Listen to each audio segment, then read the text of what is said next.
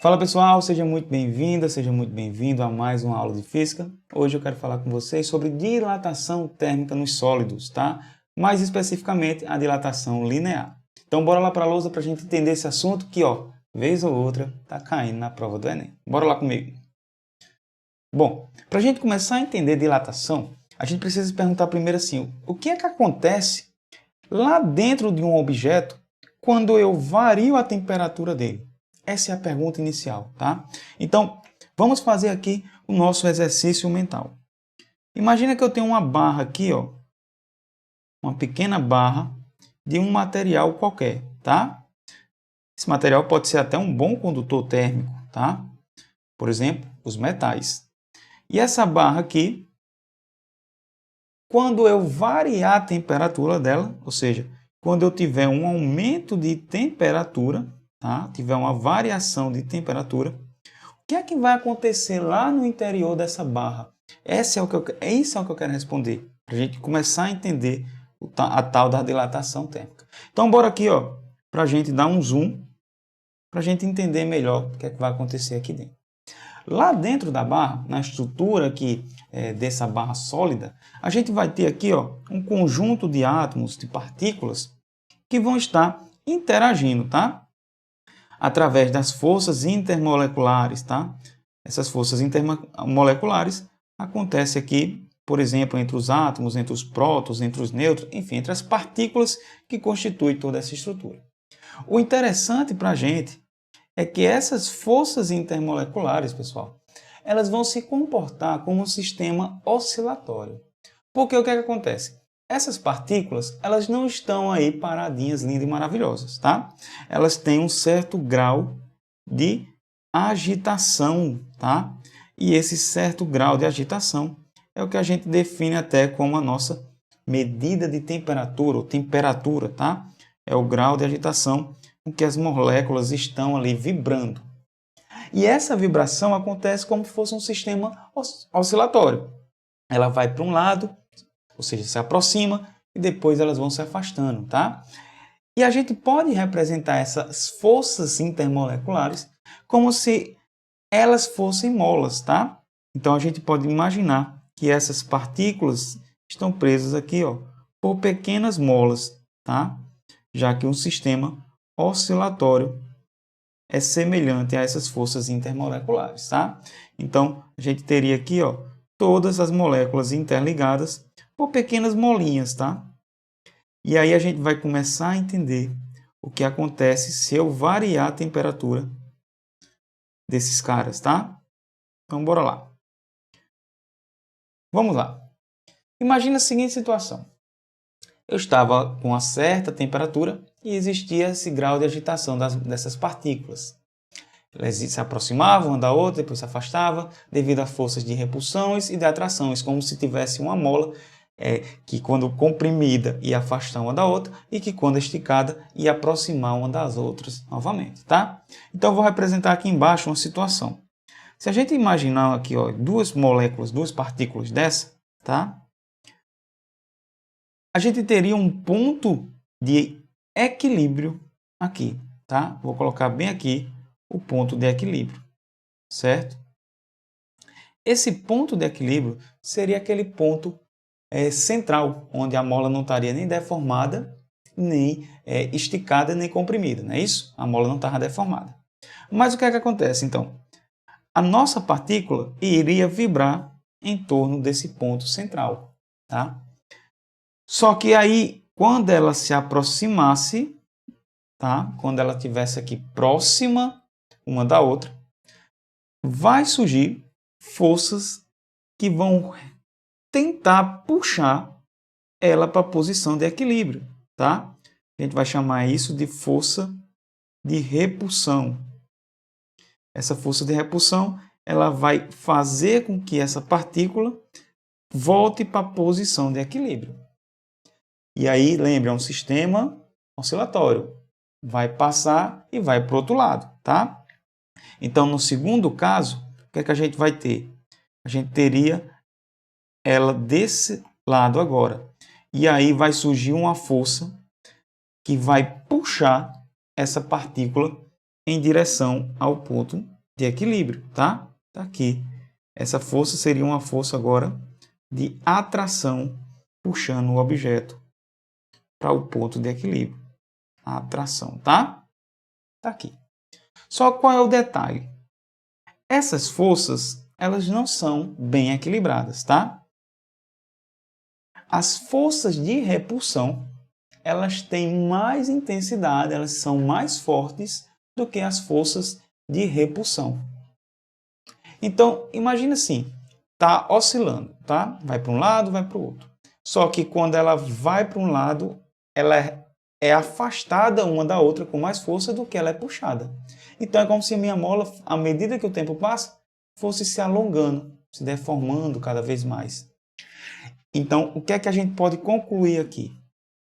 Que se houver um aumento de temperatura, essas partículas vão vibrar cada vez mais e devido a essa vibração, a essa oscilação uma da outra, elas vão querer se afastar.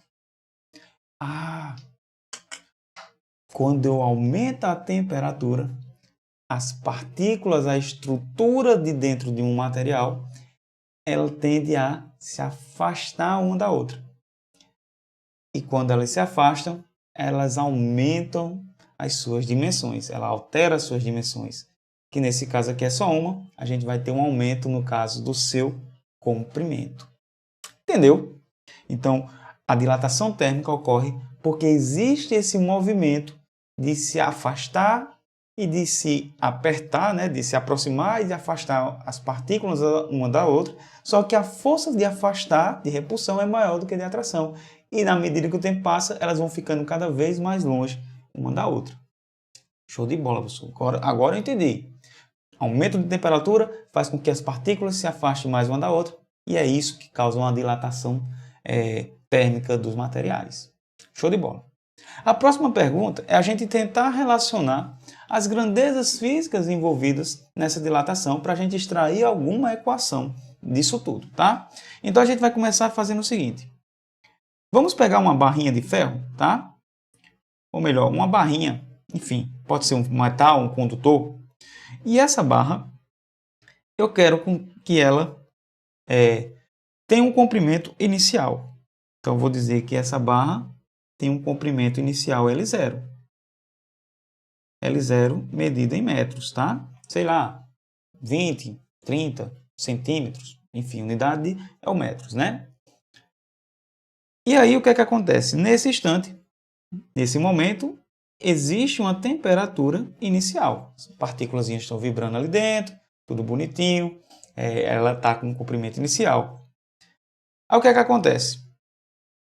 Se eu pegar essa barra, essa mesma barra, e variar a sua temperatura, ou seja, se eu aumentar a sua temperatura agora para um θ final, lembrando que temperatura a gente vai usar o grau Celsius aqui, tá? Deixa eu colocar aqui em cima, grau Celsius. O que é que a gente espera? Ora, pessoal, se eu aumentei a temperatura daqui para cá, se eu tive um aumento de temperatura, o esperado é que as partículas que estão aqui, elas tendam a se afastar mais uma da outra. Então, com esse aumento de temperatura, com essa variação de temperatura, o que é aqui esperado é que essas partículas dessa barrinha de ferro, elas fiquem cada vez mais longe uma da outra, sofrendo assim um aumento nas suas dimensões. Ou seja, a barrinha que tinha um comprimento inicial L0, ela sofreu um aumento no seu tamanho. Vou colocar aqui, ó, um aumento melhor aqui, opa, fica melhor destacar. Ela sofreu um aumento no seu tamanho. Vou chamar esse aumento, tá, de ΔL. Então tá aqui, ΔL. Professor, eu estou entendendo. Vamos lá, cara. O que é que aconteceu? Eu tinha uma temperatura inicial e um comprimento inicial. aumentei a temperatura dessa barra, variei a temperatura, ela sofreu um aumento no seu comprimento, nas suas dimensões. Tranquilo? Show de bola? Bom, é isso que acontece, a gente viu. Por que sofreu esse delta L? Porque teve um aumento no comprimento, porque as partículas querem ficar cada vez mais distantes uma das outras. É isso que está acontecendo. E aí a gente vai tentar relacionar as grandezas envolvidas aqui, temperatura e comprimento, para ver se a gente chega em alguma equação. Vamos lá, primeira coisa. Primeiro caso. Será que esse aumento no comprimento vai depender do tamanho inicial da barra? Será que eu pegar uma barra fininha ou uma barra pequena, pequenininha, e eu aumentar a temperatura, ela vai dilatar só um pouquinho? E se eu pegar só uma barra grandona, ela vai sofrer um ΔL, um aumento no tamanho maior? A gente percebe que sim. A variação no comprimento ela é proporcional, diretamente proporcional ao tamanho inicial da barra. Uma barra pequena, um ΔL pequeno. Uma barra maior, um ΔL maior. Tranquilo? Então, quanto maior a barra inicial, mais ela vai sofrer dilatação. Segundo caso. Segundo caso é o seguinte. Será que esse ΔL depende da mudança de temperatura, da variação de temperatura? Se eu variar muito a temperatura, será que vai aumentar mais o ΔL? Uma barra vai dilatar mais? A gente percebe que é diretamente proporcional.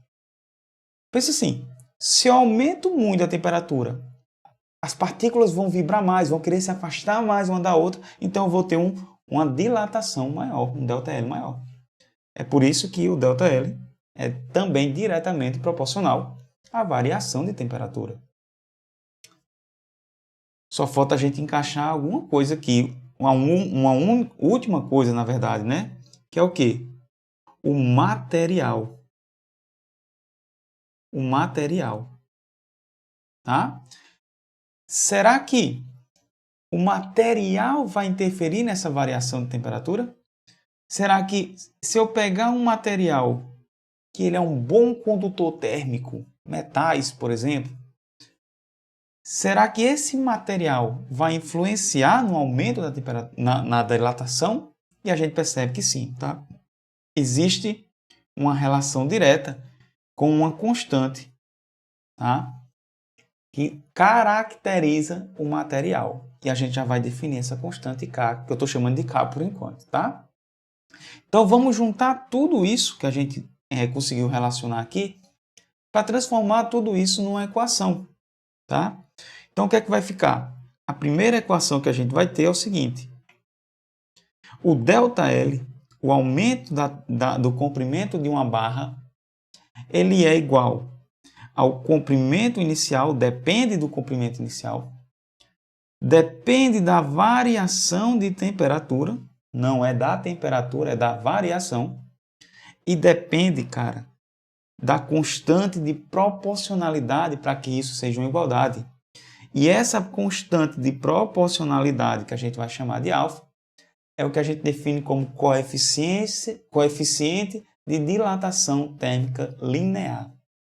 É esse carinha que vai guardar todas as características do material. Qual é o material que ele foi composto, como é que ele está arranjado, enfim, se é um ferro, se é um cobre, se é um zinco, um alumínio, enfim.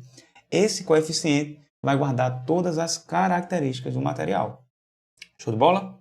Então temos aqui a nossa primeira equação para a dilatação térmica dos sólidos linear.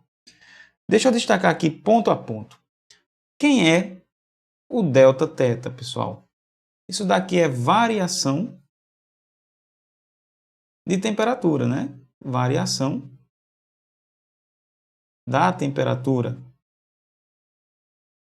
Como assim, professor?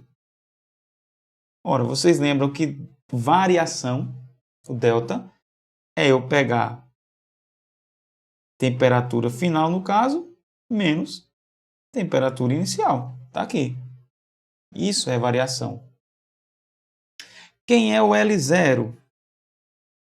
Ora, L0 é o comprimento inicial da barra. Então, isso daqui é o comprimento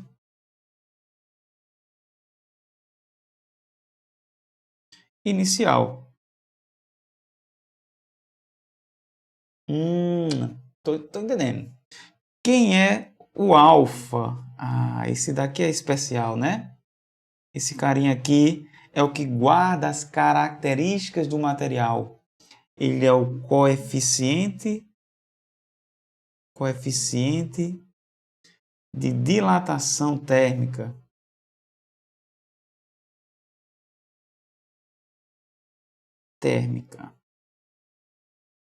Como a gente está estudando apenas em uma dimensão, isso é o coeficiente de dilatação térmica linear. Ele guarda todas as características do material, tá? E o ΔL foi a variação de temperatura, não é isso? Esse carinha aqui, portanto, é a variação de temperatura, ou a variação de comprimento, tá? Variação do comprimento.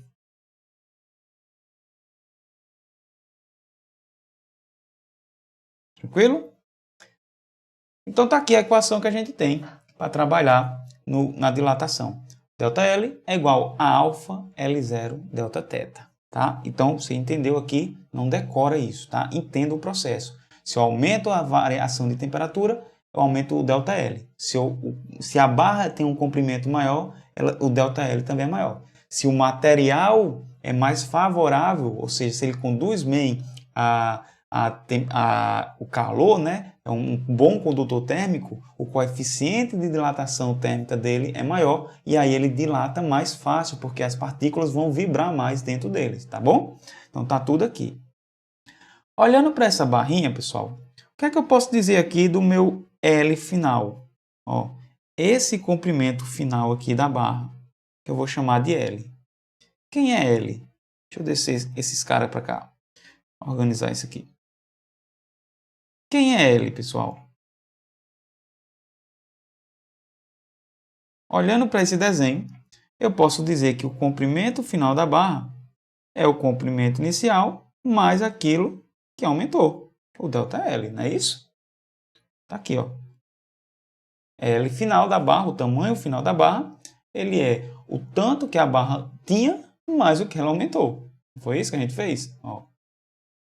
Então, daqui eu posso tirar a seguinte relação, a segunda equação que a gente vai ter. Vou colocar aqui. Segunda equação é o seguinte. L é igual a L0 mais o ΔL. Tranquilo? Que daqui eu ainda posso tirar a seguinte. ΔL é igual a L menos L0, tá? É a mesma equação, só que escrita de forma diferente. Ok? E aí, olha que louco. Eu posso chegar ainda numa terceira equação, que é aquela que os livros me dá, né, para calcular o comprimento final da barra, sabendo o coeficiente, o comprimento inicial e a variação de temperatura. Vou chamar ela de equação 3. Pega a equação 2, joga na 1. O que é que a gente vai ter? ΔL vai ser o quê? L menos L0 igual a alfa L0 Δθ. Daqui eu posso tirar o seguinte. L vai ser igual a L0 mais alfa L0 vezes Δθ. Posso colocar o L0 em evidência. Eu vou ter que o comprimento final da barra é o comprimento inicial, que multiplica 1 mais alfa vezes Δθ. Está aqui a terceira equação que a gente usa no cálculo de dilatação térmica. Essa equação me diz o tamanho final da barra, o L. A primeira me diz a variação, o ΔL, o tanto que aumentou. Tá? E a segunda é o intermediário ali, que relaciona os comprimentos, tá bom? Show de bola, pessoal, até aqui. Vamos lá. O que é que a gente pode ter aqui, então? Olhando para essas equações, eu posso ter uma dilatação comparada com o tamanho inicial. E aí eu vou chamar essa dilatação de dilatação relativa. Por que uma dilatação relativa? Ora, porque ela é uma dilatação que compara o tanto que a barra aumentou com aquilo que ela tinha no início. Ou seja, o ΔL comparado com o L0. Então, olhando a equação 1, o que é que a gente tem? Se eu pegar o ΔL aqui, pessoal, ó, e dividir por L0, vai sobrar alfa Δθ. Então, ó, ΔL sobre L0 é igual a alfa vezes Δθ.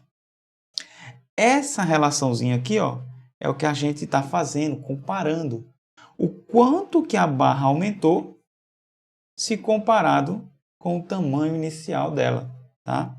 E geralmente esse carinha aqui é dado em porcentagem, tá?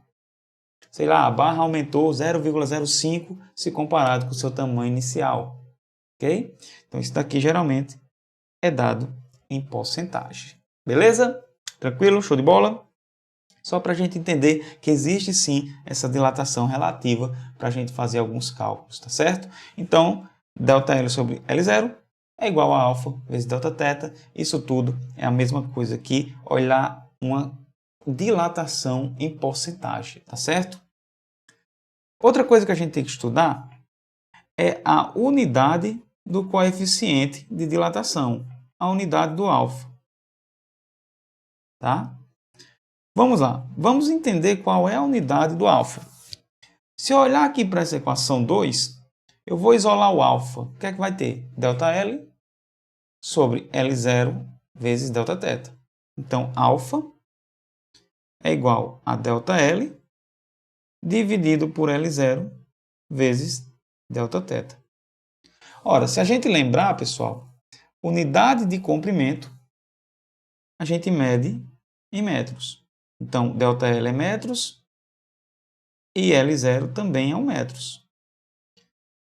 Se a gente lembrar a temperatura, a gente está usando ela em graus Celsius. Então, como é que vai ficar isso daqui? A unidade do coeficiente de dilatação térmica alfa vai ser igual a metros dividido por metros vezes graus Celsius. E aí, simplificando os metros, o que é que a gente sobra? 1 sobre graus Celsius. Essa é a unidade do coeficiente de dilatação térmica. Ou, alguns livros trazem, graus Celsius elevado a menos 1, tá? Isso é chamado de graus Celsius recíproco, tá? Um nomezinho chique aí para a gente usar graus Celsius a menos 1, tá bom? Então, essa é a unidade do alfa. Alfa vai ter a unidade de graus Celsius a menos 1, tá? Deixa eu colocar aqui, ó. Esse carinha tem unidade de graus Celsius a menos 1. Tranquilo? Bom, show de bola. Só falta a gente entender uma coisa. Se eu pegar essa equação para pequenas variações de temperatura, ou seja, para pequenos Δθ, eu posso considerar que isso daqui funciona, em vez de uma dilatação média, tá? Do coeficiente de dilatação médio, com alfa médio, eu posso considerar isso daqui linear, quase instantâneo. E aí eu posso fazer um estudo de um gráfico. Gráfico de quê, professor? De comprimento por temperatura. E é isso que a gente vai fazer agora. A gente vai entender como é que o comprimento se comporta à medida que a temperatura aumenta, só que de forma gráfica agora, tá? Então, ó, um gráfico eu preciso de dois eixos, né?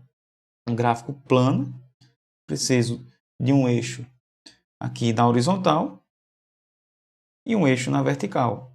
Esse eixo aqui eu vou colocar a temperatura medida em graus Celsius, tá? E o outro eu vou colocar o comprimento medido em metros. Então, a temperatura está em função, o comprimento está em função da temperatura nesse caso. E qual é o problema? Quando eu tenho uma barra de comprimento L0, é porque ela se encontra a uma temperatura inicial, θ0. É isso? Sei lá, tem uma barra de ferro aqui na minha mão, a 25 graus Celsius, e ela tem um comprimento L0. À medida que eu aumento a temperatura, ou seja, variei a temperatura, tive um Δθ, tá? Tive um Δθ. Eu vou perceber que a barra sofreu um aumento no seu comprimento. Teve um ΔL, tá? Para aqui e para cá, opa, teve um ΔL. E aí eu vou ligar esses pontos aqui, ó. Para essa temperatura, a barra tem esse comprimento, tá?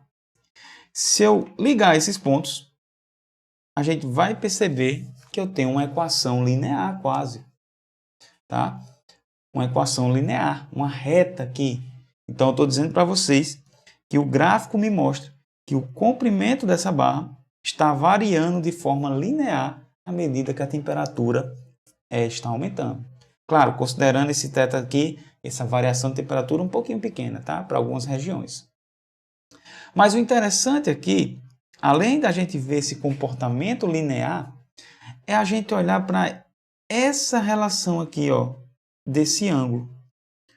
Perceba que, como é uma reta, ele tem uma certa inclinação com a horizontal. Vou chamar esse ângulo de φ. Então, se a gente fosse pensar aqui em calcular a tangente desse ângulo, tangente de φ, a gente já sabe da matemática que a tangente desse ângulo numa reta nada mais é do que a inclinação dessa reta, tá? A inclinação. E se a gente olhar para esse triângulo que se formou aqui, ó, esse triângulo aqui é um triângulo retângulo. E eu posso usar as relações trigonométricas para calcular a tangente desse triângulo, tá? Então, deixa eu destacar. A tangente do ângulo φ, que é a inclinação dessa reta aqui, eu posso calcular ela. Por quê? Eu conheço o cateto oposto a ele aqui, ó. É o ΔL. Olha o tamanho dele aqui, ó.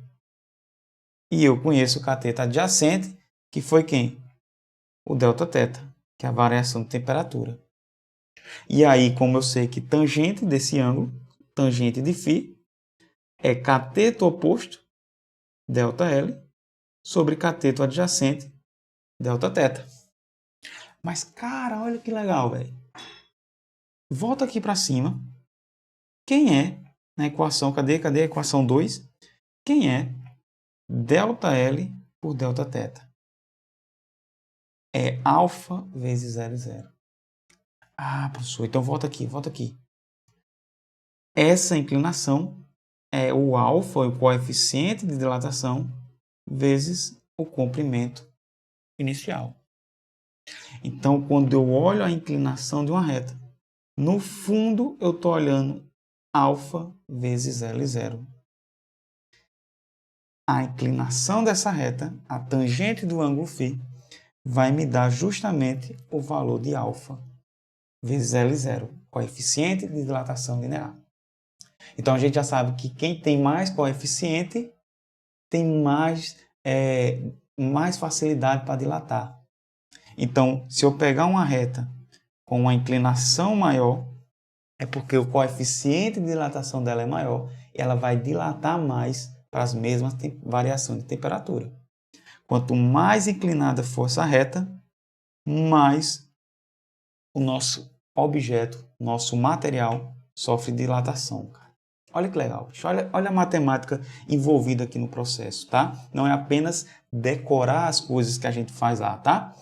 Então, veja que louco que a gente pode fazer isso daqui, velho. É muito bom a gente entender a parte por trás das coisas, né? Isso, não só decorar as equações. Então, resumindo aqui, um pequeno resumo para a gente finalizar, tá? A gente tem aqui, entendemos o que é a dilatação, porque ocorre o aumento do comprimento do objeto quando eu vario a temperatura. É devido às forças intermoleculares, a de repulsão ser maior do que a de atração. Vimos como relacionar esse aumento de comprimento com o aumento de temperatura através das equações aqui, 1, 2 e 3, tá? Vimos a dilatação relativa. estudamos a unidade do coeficiente de dilatação e ainda fizemos uma análise gráfica, onde a inclinação da reta de um gráfico de comprimento por temperatura vai me dar justamente o produto de alfa vezes L0, tá? Terminamos aqui tudo o que vocês precisam saber sobre dilatação térmica dos sólidos linear, tá? Isso daqui é uma dimensão. A gente está desprezando duas dimensões aqui para fazer essa análise, beleza? Tranquilo, pessoal? Bom, pessoal, por hoje é isso, tá? É uma aula teórica, por isso ficou um pouquinho mais extensa, mas uma aula necessária para a gente ter uma base e não apenas estar decorando equações que não faz sentido, tá bom? Então já sabe, se você gostou desse vídeo, curte e compartilha com o máximo de pessoas possível que você acha que vai se interessar por esse conteúdo. Se surgir alguma dúvida, comenta aqui embaixo. Professor, estou estudando isso agora, estava com dificuldade, vi o vídeo, entendi, agora super de boa, vou só praticar, tá bom? Um forte abraço e nos vemos na nossa próxima aula.